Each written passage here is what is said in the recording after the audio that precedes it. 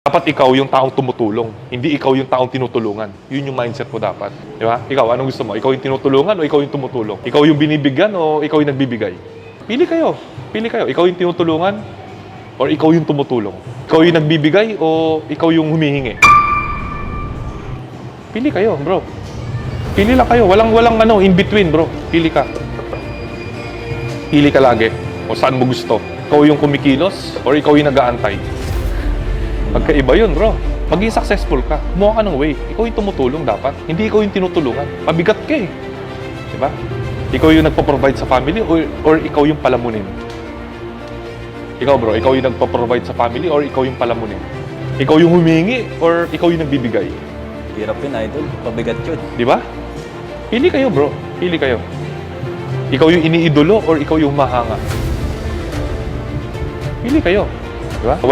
Walang in-between ng buhay, bro. Either you make it or hindi. Tandaan mo yan, bro.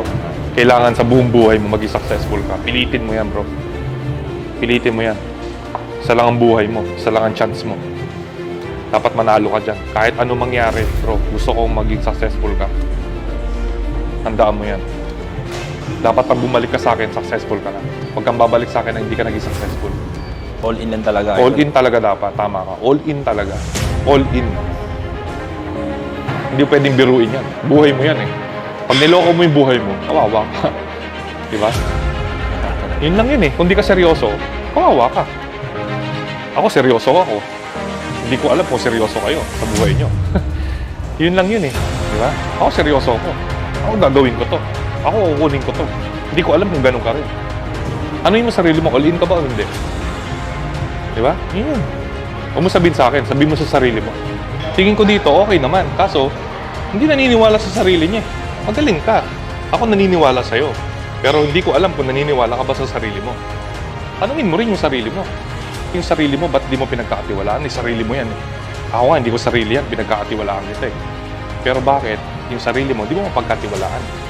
Gawa ka ng gawa ng effort sa ibang tao, pero sa sarili mo, hindi mo kayang bigyan ng oras. Hindi mo ginagawa yung mga bagay na makatulong sa'yo. Dapat dun ka mag-focus. Huwag niyong kakalimutan yung sarili niyo kasi yun yung pinaka-importante. Mawala ng lahat ng tao sa'yo, bro. Mawala ng lahat ng employer mo, kaibigan mo, kahit sino, yung sarili mo hindi ka iwan. Doon ka mag-invest. Doon ka mag-invest sa taong hindi ka iwan. Sino yon? Ikaw. Ikaw yun, bro. Huwag mo hanapin sa ibang tao kasi ang problema sa'yo, nakatingin ka sa mga ibang tao eh. Hindi mo alam na kailangan mo pala mag-invest sa sarili mo. Ang mahirap sa atin, invest tayo ng invest sa ibang tao. Bigay tayo ng bigay ng oras sa ibang tao. Pero yung sarili natin, hindi natin binibigyan ng oras. Ang importante, bro, sarili mo. Yan ang taong hindi ka iiwan. Yung sarili mo. Kahit anong mangyari, bro, sarili mo yan.